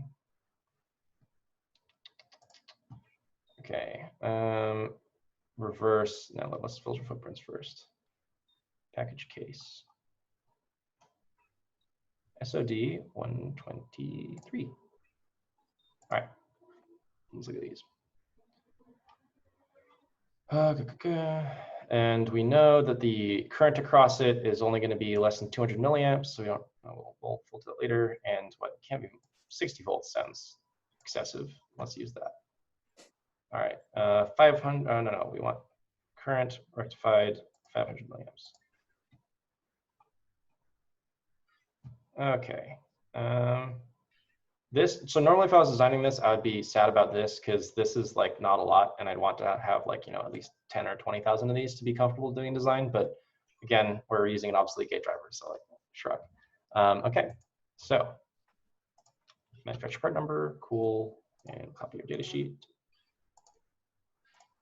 Great, and we've got, there we go, our diode's done. And then these guys. VCC and COM. Do you know what voltage this buck converter is exposed to? No? I don't think it was specified in the homework yet, no. Maybe Okay. just like leave it blank. The only problem is that this voltage impacts our footprint selection because the size of capacitors goes up as the voltage and capacity increases. So I think I saw in the data sheet they had like a 10 mic and a 1 mic there. And I'm going to assume that the volts, so this diode is sized to 60 volts, right? So I'm just going to assume it's 60 volts for a VCC is the limit. So let's say in a text box, VCC less than 60 volts. That should remind us. And then now we're going to look for a 10 mic capacitor at 60 volts. My guess is our best bet's going to be a 10 ohm capacitor for this, which 10 ohm capacitors are notoriously explodey sometimes. So you just got to be careful. All right, so capacitor. I don't know. Okay, actually, does someone want to look for I don't know. Do we want to look for ceramics or just try tantalums? What do you guys think? I think we could probably find a ceramic. Let's try and find a ceramic and see what happens. Come on. Oh, DigiKey, don't be slow. Okay, there we go. We're going to filter here. Actually, yeah, we don't really care how big it is, so I bet we can get it. So we can find microfarad, 10, and 10. Oh yeah, 5,000. We're good. We're good. Great. Oh, and they're cheap too. Love it. Yeah, 10 mic. That's fine. Oh, 6.3 volts. Oops. Okay, let's look and see if we can find one. So we generally, if we're expecting 60 volts, we don't want to spec direct them to 60 volts. Especially for a capacitor, there's some rules for derating them. I kind of forget what they are, but I'm going to try and look and see if I can find something higher than that. So voltage rated 60 volts. Let's do 75. 11. Well, that's not great. Oh, God, no. Okay. 100 volts. Other fun fact, ceramic capacitors, their actual capacitance changes. Oh, okay, so it looks like 63 volts or 75 volts was like not a very niche market, but now we're seeing a lot of these guys that are in stock and, you know, pretty good. So X7S, this is the dielectric. Do you guys know about dielectric stuff, types for, yeah, so X7S, I know X7R is common. I don't know what the S is. This is X7R over here. That's a weird package. Oh, wow, they just like stacked some. That's trippy. All right, yeah, so we'll just use this guy. It's 1210 capacitor, 1210 is a standard S&D package, so we're good with that. All right. Cool. MPN here, data sheets. Okay. And then this is a SMD capacitor, SMD 1210. Capacitor SMD. Let's see. 1210 3225 metric. Yeah. So this is the standard value. Again, this is in like proportions of inches usually, and then 3225 is in millimeters.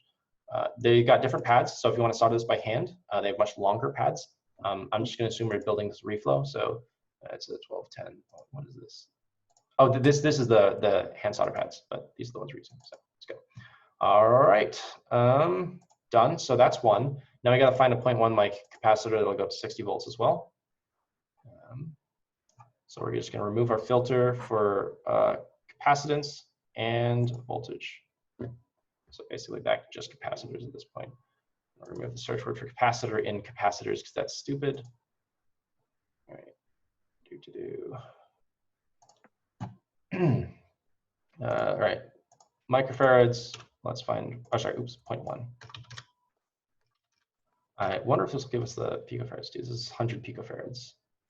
Or no, it's 104. So it's, yeah, it's 10,000, 100,000 picofarads. Anyways, let's look at this. So we got to go back to rated voltage. Oh, I shouldn't have accelerated voltage actually. There we go. Let's see, 100 volts. Still got a lot of them there. Great. So this guy looks pretty good. X5R, still not bad. Let's do this guy. All right, so this is manufacturer part number, MPN, and then our data sheet. This is the data sheet we got on the reference sheet. All right, data sheet, and our footprint. This is a 0402. Oh, this is really small. Nice. 0402. If you're actually building this by hand, unless you had like a suction hand pick and place thing, I wouldn't recommend using 0402. I'd say the smallest you can really easily go with tweezers is like 0603. Mm-hmm. All right. And then actually, since I'm lazy, I'm just going to copy this capacitor. If you copy a symbol, it copies all of its information that you've already filled out. So like this, let's get all this reference info in there. Great. Okay. Wow. 220R. This guy, we gotta do a resistor here real quick. So let's find a resistor. Look for chip resistors, surface mount. All right, we also got to think about how much power is actually dissipated through this resistor here. So let's go back to the gate driver data sheet. Woo! If we were saying that the logic out, oh no, milliamps was the logic thing. That was not what we were looking for. We wanted to look at the actual output current here. So our diode here may be quite screwed up actually. Our diode may be too small. That's not great. We may have to make a bigger diode, but we'll come back to that. Okay, so do you guys know what the output current is from the gate drive output? I can check right now as well. All right.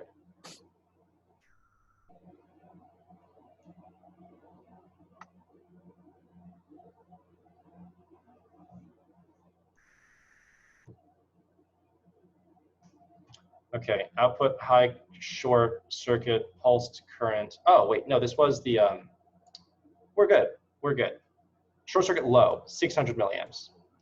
Yes, that is our value. So this is, if you take the output and short it to ground, that's like our worst case. I'm not exactly sure how to size this resistor, but if we want to be pessimistic, we would take the output voltage and the output short circuit current, and then make sure that that didn't exceed the current rating of the resistor.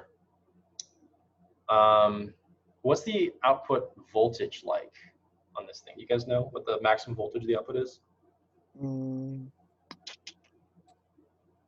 Floating, high side floating output voltage max is VB. Okay. So 60 volts. Oh my God.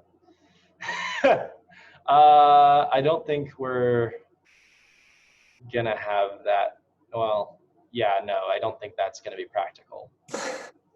Dropping 60 volts across a resistor, 600 milliamps. No thanks.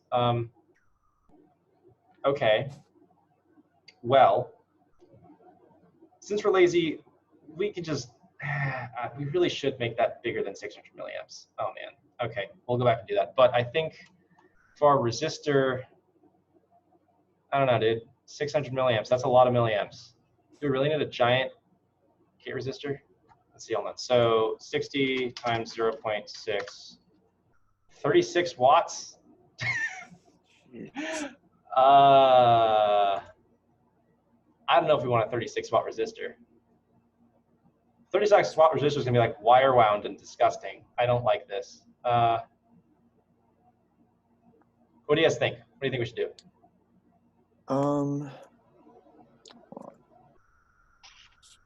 Just for kicks, I'm gonna show you guys what a 36 watt resistor looks like. Oh, well, I don't, okay, I don't have that. I'll have to go bigger. Yeah, I have no idea what I'm doing for sizing these bootstrap things.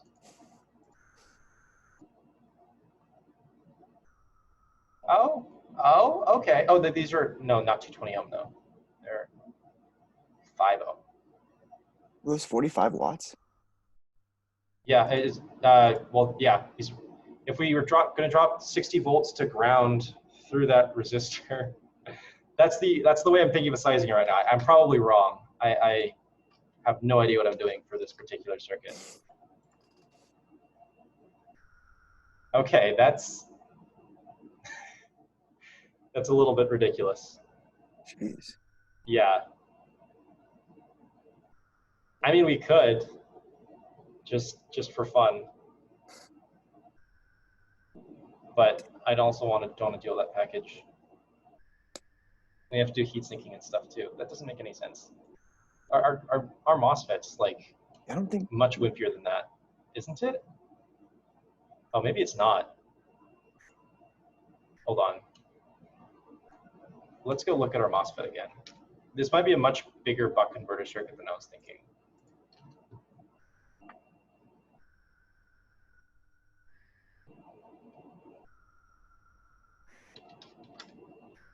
Oh, that was great.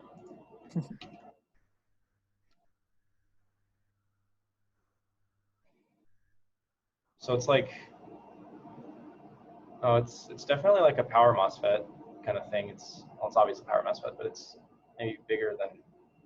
What do you guys think? We could like cut that power rating in half, maybe like a 10 watt resistor or 20 watt resistor, 10 watt resistor. What do you guys think? Yeah, I'm not too clear on where we should go with this either. So. All right. I honestly don't know if there's a wrong answer. This is just the homework assignment. They haven't given us any guidance on it. Let's see. Library parts, lay out the circuit. Okay. Well, yeah. We'll just go like 10 watts or something like that. So let's look for something in the 10 watt range. 10 to 20 watts.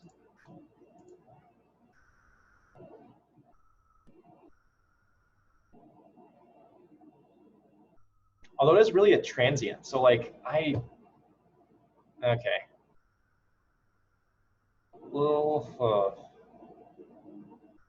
readings, let's 220 ohms.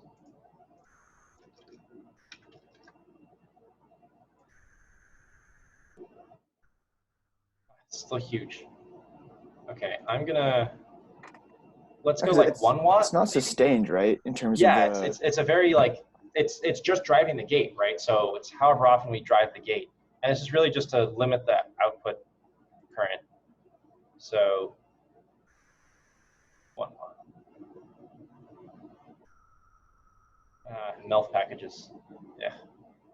These guys roll all over the place. All right, we could do something big and flat like this. 1 watt, 2512 is still a standard package. 5%, we don't care about the tolerance because it's just current limiting. All right, let's do that. Yeah, sounds good. All right, here we go.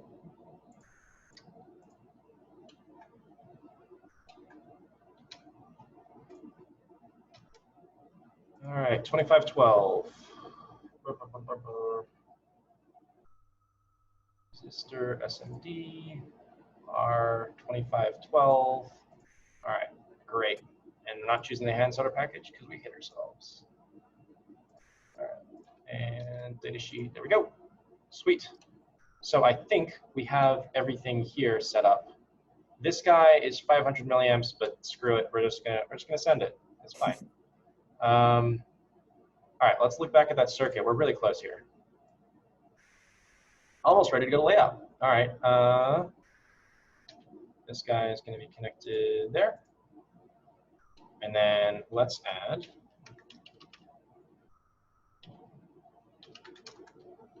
so this is our positive output voltage. And then fun fact, if you make it P and N, it actually indicates to KiCAD that it's a differential pair. That's not what we're doing here, but I don't really know of a better way to do this. Maybe we can actually, hold on, ground is just shared across, right? That's stupid, we shouldn't have a V out N. So we'll just have V out. And then, yeah, so anyways, I was saying, if you do underscore P and underscore N, if you have two neighboring things that are underscore P and underscore N, if you create traces from those in layout, it'll make a differential pair. You can also do underscore plus and underscore minus. So, but that's only if you're doing like, you know, high frequency digital stuff. So this is V out, and then this guy here is just obviously ground. So let's delete this, and then P, ground. Great.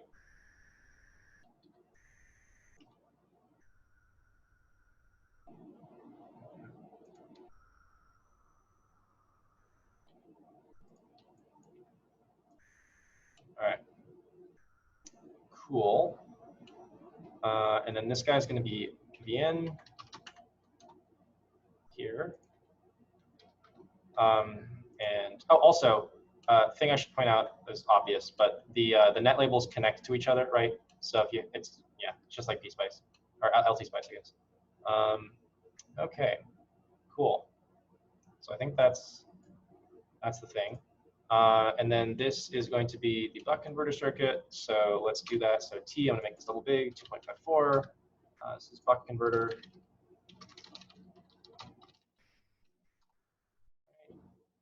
Go. And then this guy is going to be the gate driver.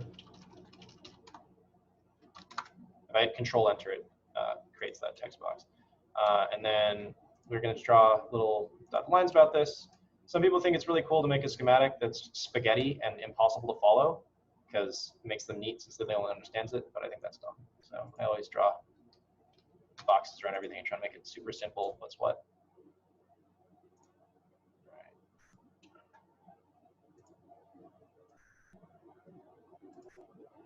I'm going to right click and drawing. There we go. And this is just the little dotted line tool right there. So there we go. That is our very simple circuit. There's a couple things we still need to do here because, of course, nothing is that simple. Smaller. So we need to tell KiCAD which one of these networks are power nets. KiCAD is very particular about power nets for some reason. They always need to have a power output that's providing power to them. And yeah, so for instance, ground right now is a power net, but nothing is providing power to ground, right? We only have a power input on our device that says it's expecting a power source on this ground network, right? So COM is the power input there. So what we're going to do is we're going to create a power flag, and that's like a power source for ground. So it's just to make KiCAD happy. In fact, I can show you what happens if we don't do that. But first, we need to actually annotate. So let's take a second to do that. This is the annotation button. If you noticed before, remember all these are R, question mark, whatever. What it's going to do is just going to go through the schematic, and it's going to number these based on a pattern. So we can choose whether it goes, you know, left to right and then down, left to right and then down, or up and then up, down. I do this. So yep, we're going to keep existing annotations. Doesn't matter. There's none there yet. We're going to start at 0. Great. Use the entire schematic for current page. Current page is only if you have hierarchical schematics. You're not doing that, so it's fine. So let's annotate. Great. You notice everything is R1, C4, whatever. So in your bill of materials, it's all going to show up like this. If you decide that you have an existing design, you can revise it. Might not want to reset all these symbols, right? Because if you draw another resistor like here, now this is R1. And if you already have your BOM set up for your manufacturer, whatever, that's a big pain. So in that case, you just use existing annotations. And it'll start counting up from the last number that exists, and it won't screw up your existing stuff. All right. Now we're going to do that power flag thing, but I'll show you what happens when you don't first. So if we run this DRC, it's like debugging, so it's a ladybug. So this is going to do electrical rules check, and it's going to run. Okay, pin connect to other pins, but not driven by any pin. This is because we haven't driven a power net. So if you look here, power input it's angry. It's got an arrow here. P1 power input is not driven, so great. We don't have anything driving VCC. And same with oh, the Q1 is unconnected. Okay, we need to have an infranet connector still for the port, so we'll do it later. All right. So power flag P, power flag. There we go. We're gonna make him happy. We're gonna drive our ground, and we're gonna drive our VCC.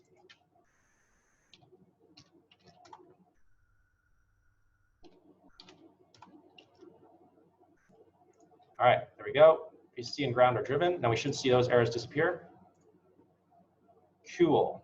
All right, now we need to connect to our inputs and outputs here because we don't have anything.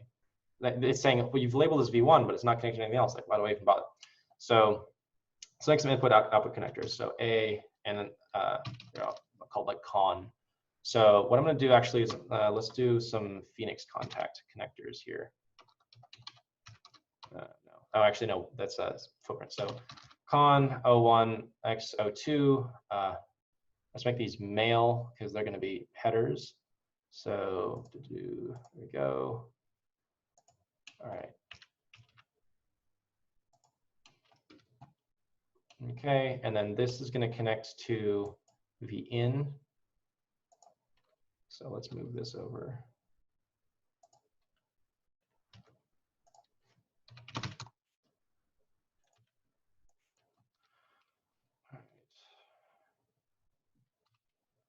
We're going to change that to the value of the actual connector in a little bit.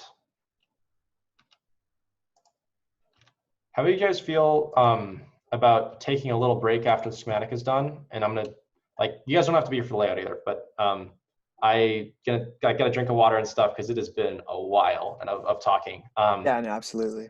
All right, are you guys interested in watching layout too, or are you guys going to dip? I have to go at 5, but okay. I'll definitely watch it on the recording.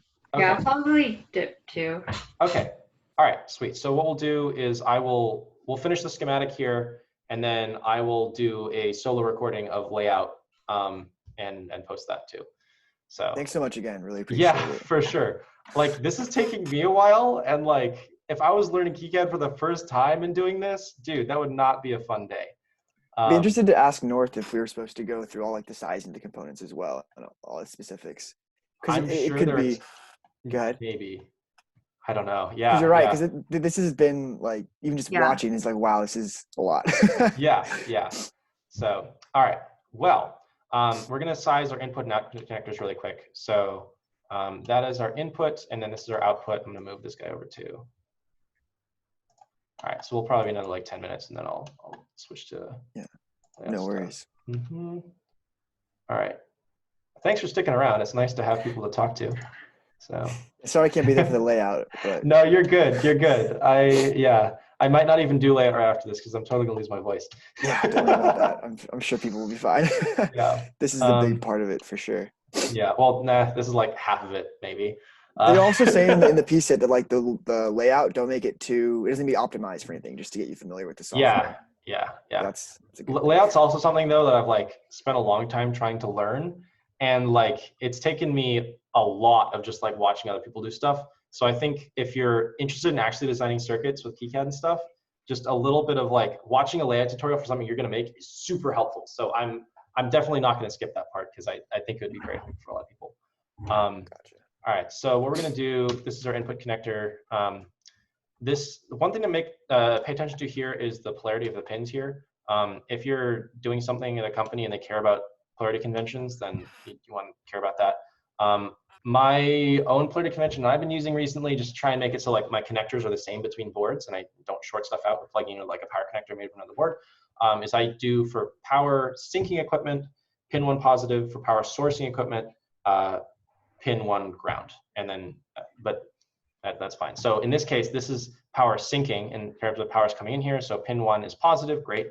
And then power sourcing, so this is an output to another device, presumably pin 1 is going to be ground.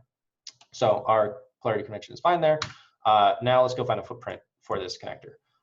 The other thing we have to care about is how much current this thing is going to produce and consume, and also how much voltage is in there, because different connectors have different isolation requirements in terms of, this connector is only rated at 300 volts or 3 amps or whatever. So I am going to quickly look at this MOSFET here again. This data sheet, super helpful to have these links here. You just pop back and forth these things. So this is 60 volts max. Gates, oh, okay, so 20 volts is what we're doing. Oh, okay, so our gate voltage is only 20 volts. So 20 volts, 0.6, so 10 watts, but it's fine. Our resistor is getting fine, it's just transients. So let's look at the I drain, continuous drain current. Okay, about what? 67 amps? Are you kidding me? Okay, so I guess we'll size to 67 amps. Jesus. We may not find a connector that does 67 amps, but we may have to do screw terminals. Do a screw terminal. Terminals, screw connectors. Yeah, so we're looking at not these, but like these guys. So let's look at these by current rating. Actually, no. We're gonna make our lives easy. What we're gonna do is we're first gonna look at footprints that are available for connectors and see what exists. Terminal block. Okay. Haltech, Phoenix.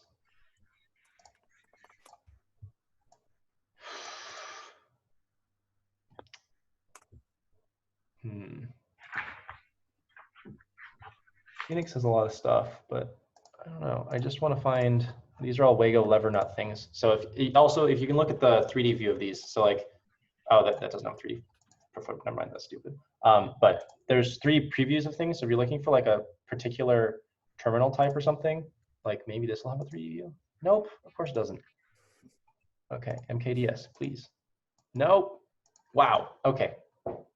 Great, great, great.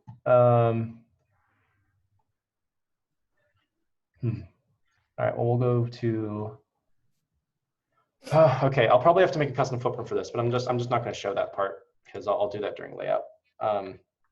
Anyways, so if we're gonna look for currents of 70 amps, yeah, that's gonna be a lot of amps. So let's look at this. What is available here? All right, that's something. Term red cube N5 SMD. All right, so this is a surface mount screw terminal. This basically just solders to a pad and then you can screw a wire directly to it. For the currents we're looking at, we're not gonna be able to do, you know, plastic pluggable connectors like this kind of thing. These connectors are only good for like 32 amps. Yeah, actually 16 amps per channel. So what we could do is we could break this into like, you know, a 4-position pin, like terminal block that plugs like this and have a bunch of parallel wires.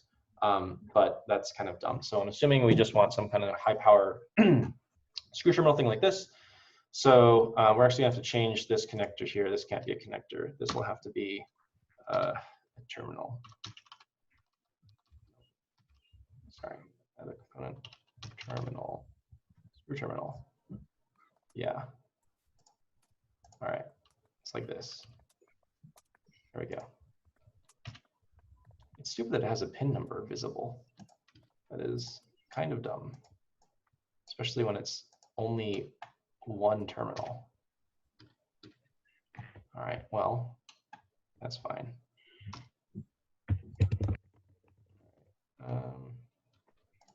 Oops. So there's our thing. And again, these are going to annotate it with the J number. And we're going to call this a M5, let's say screw terminal M5. Screw terminal 5, because it takes an M5 size bolt, according to this guy. And then we're going to edit this with the manufacturer part number and the data sheet. And I'll make the footprint for that later. All right.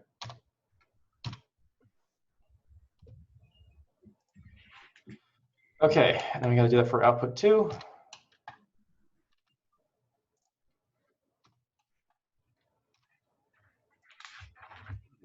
this guy. Assuming we want that there.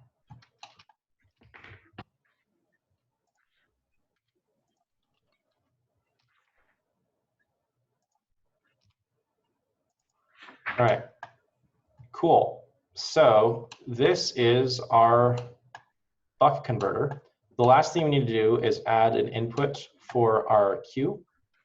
That I am going to do with just a two connector pin header, con OX102 male. And the reason I'm using 2 pins is because we need a ground. Sorry, we need the signal Q that's going to go into the gate driver, but we also need a ground. Because if this board is floating relative to our signal generator, then we're not gonna, we're not actually gonna get a clean signal. So LQ, let's make that 1.27 sized. All right, and then this is ground.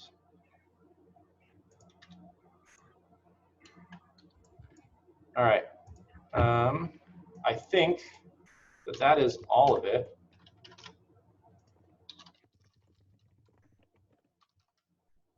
Do you guys have any more questions? I'm pretty good to go so far. All right, you can see all of we passed our errors rule check, our lecture rule check, sorry. And so we've got, this is the whole thing. It doesn't look like much, and it doesn't look like it should have taken an hour and 50 minutes. A lot of work behind that though. That's how it goes, yep. All right, I will do the layout soon.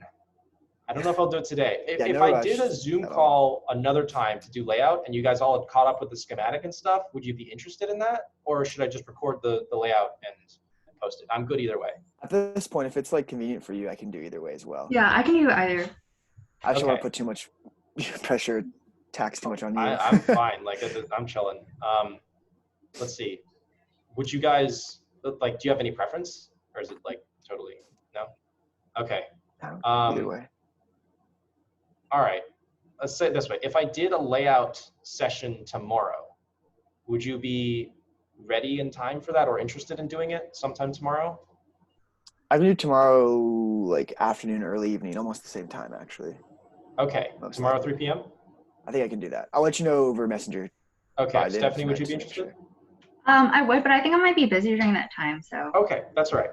Well, if we've got at least one person interested, I can make it a live thing. Because otherwise I'm just talking to myself for an hour and 50 minutes. So I'll post on the thing, but I guess I'll stop this recording and I'll post it. And thanks for coming. Yeah, thanks again for doing all this. Yeah, let me know if you got questions. I'll post my schematic and you guys can look at it. I don't know if one likes that or not. So, all right, cool. Thanks again. Really